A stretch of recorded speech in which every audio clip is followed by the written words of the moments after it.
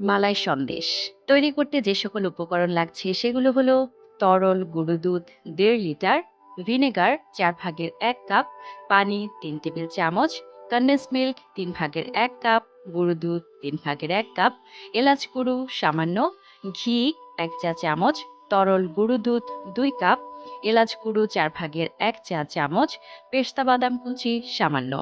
প্রস্তুত প্রণালী: চুলায় প্যান গরম হয়ে গেলে ১.৫ লিটার পরিমাণ তরল দুধ দিয়ে মিডিয়াম আঁচে জাল করতে থাকুন।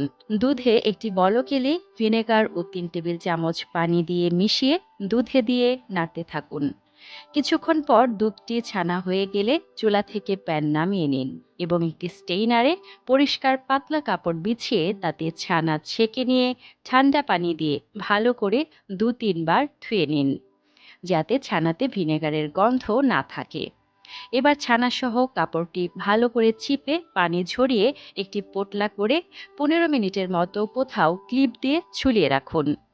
এবার ছানাটি একটি পাত্রে নিয়ে ভালো করে মথে নিন। হাতের তালুতে ডলে ক্রিমি ভাব নিয়ে আসুন। এরপর একটি গর্তওয়ালা বাটিতে নরম ছানাটি নিয়ে একটি বিটার দিয়ে দ্রুত গতিতে বিট করতে থাকুন। ঝুরঝুরে হয়ে গেলে এক পর্যায়ে ছানার সাথে কনডেন্স মিল্ক দিয়ে কয়েক সেকেন্ড বিট করে এর মধ্যে গুঁড়ো দুধ ও সামান্য এলাচ গুঁড়ো দিয়ে আবারও কয়েক মিনিট বিট করুন। এবার তাতে ১ চামচ ঘি দিয়ে আবারও কিছুক্ষণ বিট করুন।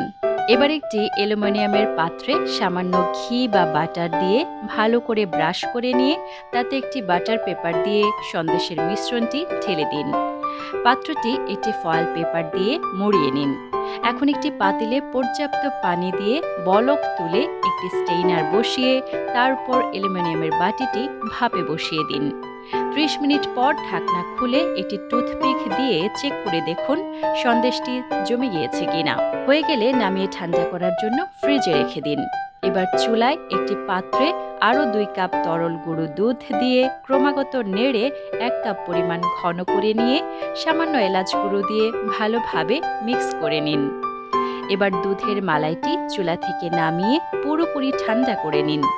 এবার ফ্রিজ থেকে ঠান্ডা সন্দেশটি নামিয়ে কেটে টুকরো টুকরো করে নিয়ে তাতে মালাই দিয়ে দিন।